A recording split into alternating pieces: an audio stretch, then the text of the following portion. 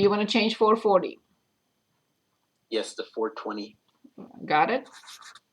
And do you want to change 4? Yeah, the 3. Okay, got it. Good. Perfect. Okay, this is a totally different situation because this is stationary. Not in the problem that we were working on a few minutes earlier when this is not stationary, right? This is a car moving. So this is idle. Okay, so we know that the plane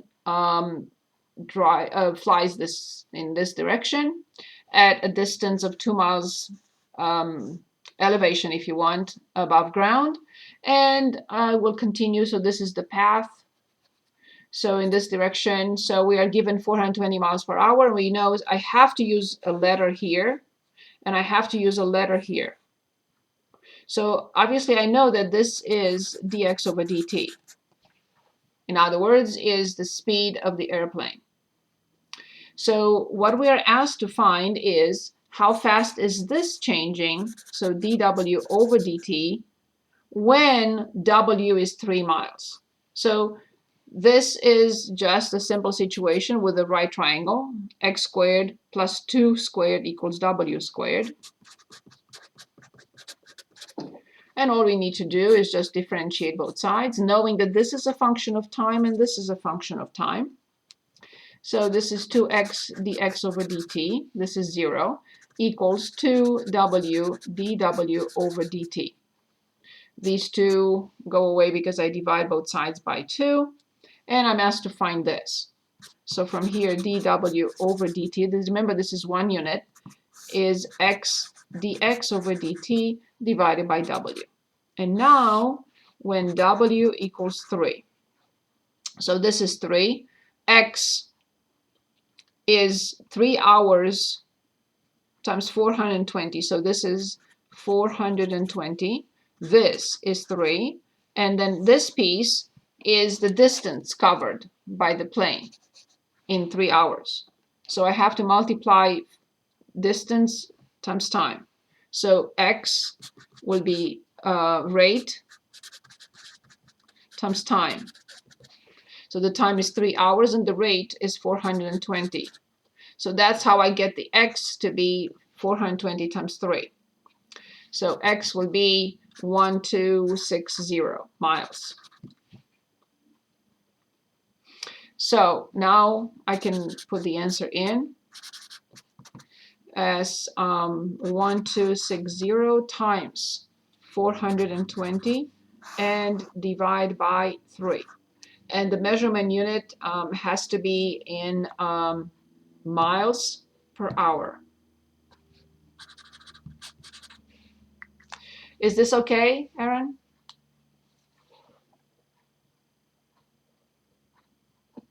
Yes. Of course, we can simplify.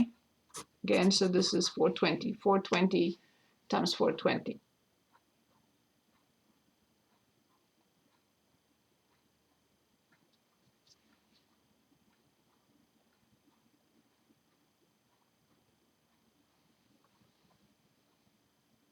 I think, so let me read, just to make sure, read it one more time, because it says when the distance,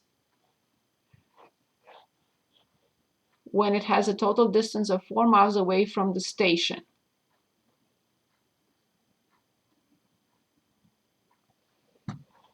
So find the rate at which the distance from the plane to the station is increasing when it has a total distance of 4 miles away from the station.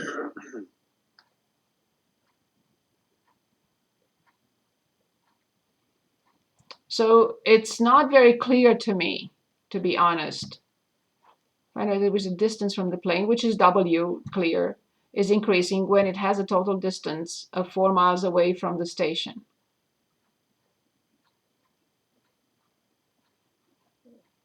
So the 4 miles is the W, right?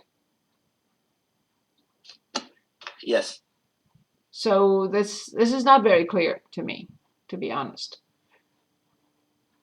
it says, okay, altitude of 1 mile, that's fine. The speed is clear, directly over, that's fine. Find the rate at which the distance from the plane to the station is increasing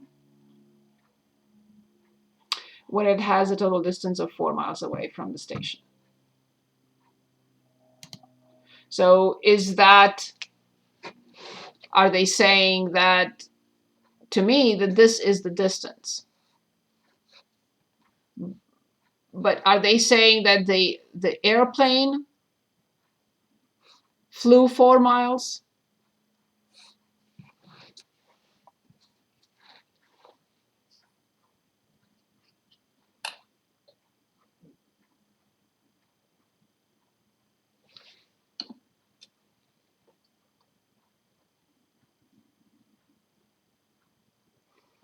So if this is 3,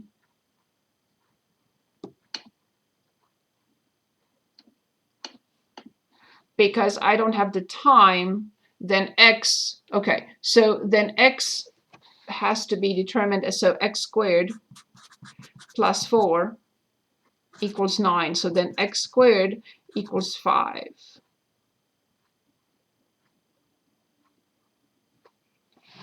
So if this is 3, then this is 9. So x squared is 9 minus 4. And then x, because we don't have the time, actually. Time is not 3. I don't have the time. Sorry, I just realized that. Yeah, I was looking at the total, and it's like 100,000 miles an hour. No, that's not possible. So I was just, so x, I'm still thinking of this problem. You can imagine. It bothers me, this thing. So, right? Because I can picture how to explain that correctly. Okay, so it's 420. So x squared plus 4 equals 9. So then x squared equals 5. So then x is the square root of 5. So this is the square root of 5. Let me do it again. I think it's better if we just start from scratch. So everything goes okay with x squared plus 4 equals w squared. Everything is fine when with w, dw over dt. There is no error there. Divided by w. So now they're telling us that w equals 3 miles. That's how I understand it. So if w is 3 miles, then I have x squared equals 9 minus 4, which is 5. So then this x is the square root of 5. dx over dt is 420. And then this is 3.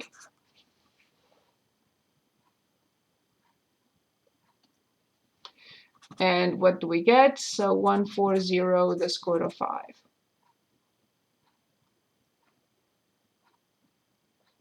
And how do they want the answer? How many decimal digits? Round their answer to the nearest whole number. So let's see what we get. 13. So I got 140 times the square root of 5. I got 313. Did you get the same thing? Yes. Okay, so don't forget, it should be mentioning there, it's miles per hour. We are not given the time, so this was not the time. So then we have to go back and solve the equation for x. Otherwise, we would have determined the x, but we don't have the time. Good. Next question. Anything else you'd like to continue with?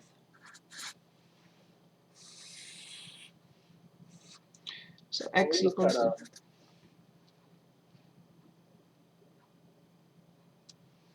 Yeah, I was going to say, can we look at number 10? I couldn't hear you. Can you say it louder? Dixon, yes? Yes, so can we look at number 10, still on 3.9? 10 and 3.9? Was it the one with the trough?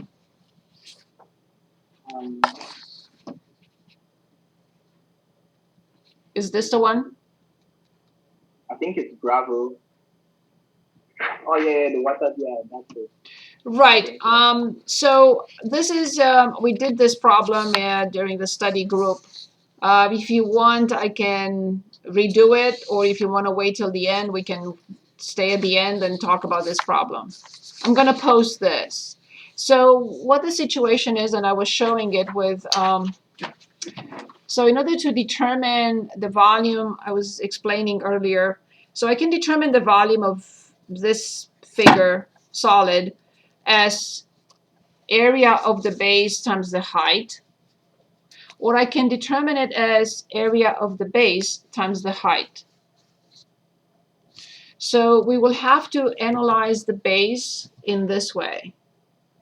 So I will have to determine the area here and then multiply by 10 meters for the volume. But in order to find this area at a particular instant, I have to explain to you how we determine this area, right? Because the water, I pour water in the trough. Water is filling, and I have to say stop at a particular instant, which I don't know what it is.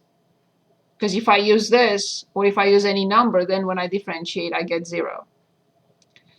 So I have to show you how we determine the area of the base. Big base plus small base times the height divided by 2, and how we determine all these pieces. And then when we differentiated both sides, we got this. And then we've evaluated with 0.1 and 0.1. And remember, they are trying to trick us here, giving us 1 cubic meter. They want the answer in meters per minute, but they give all this information in centimeters. So we change those directly in meters from the beginning. So I can spend time with you and anyone else who would like to see this problem worked on again at the end of the class, if that's okay. We just did that during the study group. Good. Anything else you would like to work on? Other questions, or I choose? Could we do one of those moving particle problems in 3.7? Yes. So I'm not sure which one you're referring to, but would you give me an idea of what type of problem, or? Oh, like they'll give like a function, and then there'll be questions A through G or H Yes. that you have to answer for. Yeah, we did a couple, or maybe 2 or 3. Do you want to pick another, or? We can just do one. Number 1, you mean? Yeah, sure. Okay. Yeah. So let's take a look at number 1 on page 235 I have here. Okay, so that is f of t equals t to the third minus 9t squared plus 24t. Okay, right away we should find f prime of t, which is 3t squared minus 18t and plus 24. We should already set this equal to 0 because we know we will eventually need it. So 3t squared minus 8t plus 24 equals 0. I divide by 3. T squared minus 6t plus 4 plus 8 equals 0. And I have t minus 2 and t minus 4. So I get that t equals 2 and t equals 4 seconds. So now I can start the problem because we know what is expected of us. Okay, in part A, they want us to find the velocity at time t. We already did. So velocity at t is 3t squared minus 18t plus 24. In part B, find the velocity after 1 second. Then I have 3 minus 18 and plus 24. So I have 27 minus 18, this is 9 meters per second. When is the particle at rest? Part C, v of t is 0. We already determined them. t equals 2, t equals 4 seconds. D, when is the particle moving in a positive direction?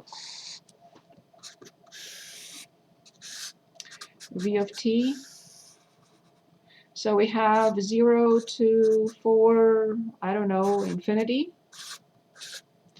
So it's a quadratic function. In between solutions will be negative. Outside will be positive. So then positive direction between this, and negative here. Any questions so far? What if what if it, I'm pretty sure I asked this already, but just a refresher. What if there's only 1 0 that you get? You plug in numbers anywhere to the left and to the right. I plugged in a number between 0 and 2. I plugged in a number between 2 and 4. I plugged in a number between 4 and infinity. Okay. It doesn't matter. You can have 5 or zeros, or 5 or 1 zeros. It doesn't matter. You plug in every step of the way to determine the sign everywhere. Is that okay? Yes. Perfect. Find the total distance. So the total distance, obviously from here, I know that I have the absolute value of f of 2 minus f of 0, which will be positive anyway. But I definitely need the absolute value for the negative direction, which is f of 4 minus f of 2. And then it says 6, basically. So plus this, this doesn't need the absolute value, but because it's in the positive direction, but I will use it for consistency, for uniformity. So f of 6 minus f of 4. And you know how to determine that, right? You plug them in the function. Is that okay? And you do this every time it changes direction, right? Well, for the positive direction, I don't need to use the absolute value. Yes, correct. But here I have to use the absolute value. Yes, because otherwise I will not add all the distances.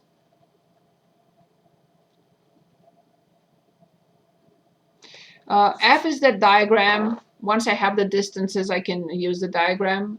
If you use, so normally the diagram says t equals 0, s equals 0. Once I have s of 2, then I know exactly how many units to the right, and how many units to the left, and then how many units to the right again. But I have to determine these numbers. You want me to determine these numbers, or is this idea clear?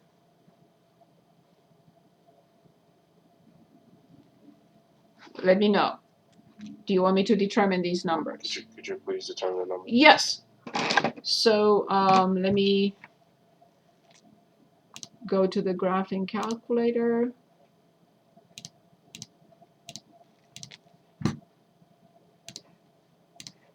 So in just finishing something with statistics with one of my classes. Okay, so put in the function. The function was t to the third minus 9t squared.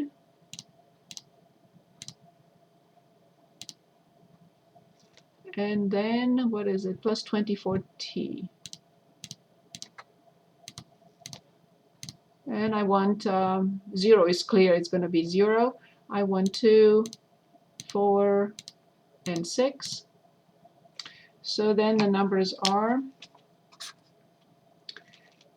20 minus 0 plus 16 minus 20 and plus 36 minus 16. Okay, so then at 0 is 0, at 2 is 20, so I'll say 10, 20, 10, 20 as the distance. So this is t equals 2 and s equals 20. And then from at t of 4 is 16, so it goes back 16. So 10, if this is 10, 16 will be somewhere here. So this is t equals 4. And now s is back, so at 4. Okay. Then goes to the positive direction, 36. So 36, so this was 20 minus 0, that's correct. 16 minus 20, that is back to 4. And then 36 minus 16, that is 20. So this piece is 20. So it goes 20. So let me see, because I want, no, this was 20, and this is plus 4, and this is plus 20. So this is 44 meters. So at the end of the 6, it has to be at 44. So 2 more seconds is at 44. Where am I here? I am at 4, and I want to go, that is 16, right? From back to 16. And 16, I need, what do I need more? I need 24 more. If you want to show the distance, but you can only show the time. So this is t equals 6. And this should be, again, we have 20. It goes back 4, and it goes positive. It goes so positive, so it goes back 4, and then positive. It needs to be, again, what I'm asking really is just use the, if you want to use both the time and the distance, which I didn't do with you. I didn't ask you to do that. So because what we have to do is just, so this is, it goes basically 20 in this direction. Then what happens next is it adds 4, 16 minus 20. So it goes this way 4, and then it goes this way 20. So better, let me just show the absolute value. I think it's better to understand what I'm trying to do, because the total amount has to be 44. So without those numbers, it's difficult to present